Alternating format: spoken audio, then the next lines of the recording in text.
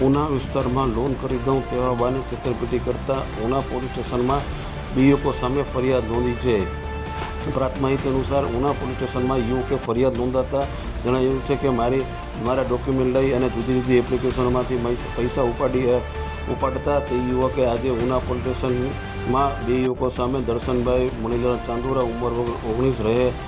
Ashok Nagar વેરાવ road ત્યારે બીજો પકડવાનો બાકી આરોપી મણિલાલ રામજીભાઈ ચાંદોરા બે યુવકો સામે ફરિયાદ નોંધાતા ઉના